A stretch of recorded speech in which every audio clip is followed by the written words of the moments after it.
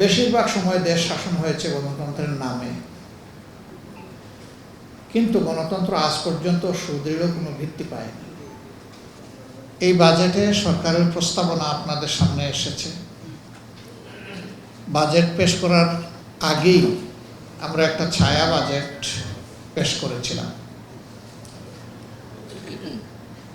বিভিন্ন পত্রপত্রিকা, গণমাধ্যম, আপনাদের সহযোগিতায় আমরা কিছু কিছু বিষয় উপলব্ধি করতে পারছিলাম যে বাজেটটা কেমন হবে, কোন কোন জায়গায় বিরোধী দল হিসাবে আমাদের ভূমিকা রাখার সুযোগ থাকবে।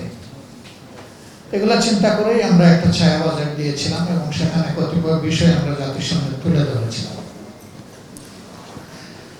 আমরা যেমনটা ধারণা করেছিলাম এই বাজেটটি এর কাছাকাছি হয়েছে। বাজেট পেশ করতে গিয়ে মাননীয় অর্থমন্ত্রী বলেছেন যে অতীতের সকল বাজেটের চাইতে এর আকার বড়,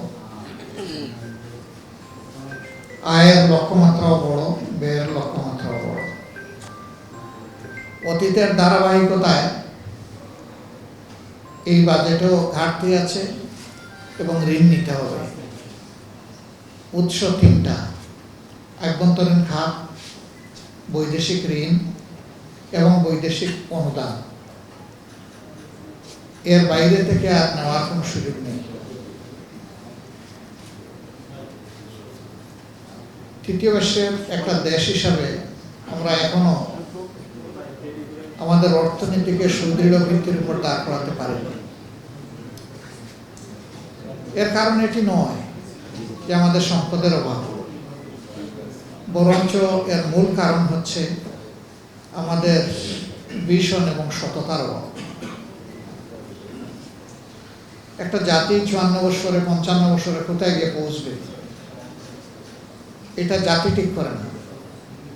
জাতি যাদেরকে ম্যান্ডেট দিয়ে নেতৃত্বের দায়িত্ব দেয়, দেশ পরিচালনার দায়িত্ব দেয়, এটা ঠিক করারও দায়িত্ব তাদের।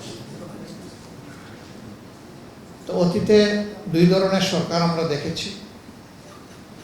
জনগণের দ্বারা নির্বাচিত, যে ফরম্যাটেই হোক নির্বাচিত সরকার, বা যেটাকে আমরা বলি গণতান্ত্রিক সরকার।